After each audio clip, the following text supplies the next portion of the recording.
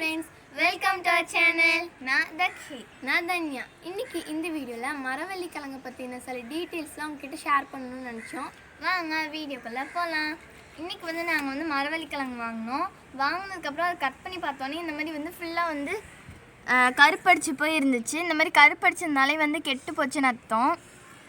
அந்த மாதிரி கருப்படிச்சு போயிருந்ததுன்னா அது விஷத்துக்கு சமம். அது நம்ம உயிரே கூட எடுத்துரும். இதெல்லாம் நம்ம சாப்பிட்டோன்னா எங்கேயாவது ரொம்ப சின்னதாக கருப்பாக இருந்ததுன்னா கூட அதை நம்ம சாப்பிடவே கூடாது. இந்த கருப்பாக இருக்கிறது பார்த்திங்கன்னா சைனைடுங்கிற ஒரு நச்சு பொருள். இது ரொம்ப ஹைலி டேஞ்சரஸ். அது நம்ம எடுத்துக்கவே கூடாது சுத்தமாக. ஸோ நம்ம கடையிலேருந்து வாங்கும் போதே நல்லா ஒயிட்டாக, நல்லா பியூர் ஒயிட்டாக இருக்கிற மாதிரி பார்த்து தான் நம்ம வாங்கவே செய்யணும்.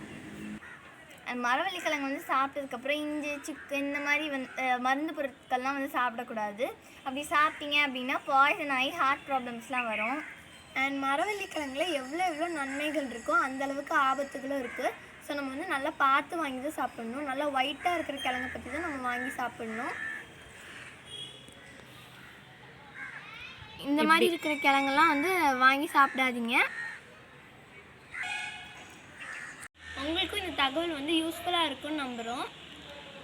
உங்களுக்கும் இந்த இன்ஃபர்மேஷன் தெரியலன்னா மறக்காம லைக் பண்ணுங்கள், ஷேர் பண்ணுங்கள், கமெண்ட் பண்ணுங்கள், மறக்காமல் சப்ஸ்கிரைப் பண்ணுங்கள். கூடவே இந்த பெல் ஐக்கானையும் கிளிக் பண்ணுங்கள். அப்போ தான் நாங்கள் போகிற வீடியோஸ் தான் உங்களுக்கு நோட்டிஃபிகேஷன்ஸாக ரிலீஸ் ஆகிக்கிட்டே இருக்கும். பாய்.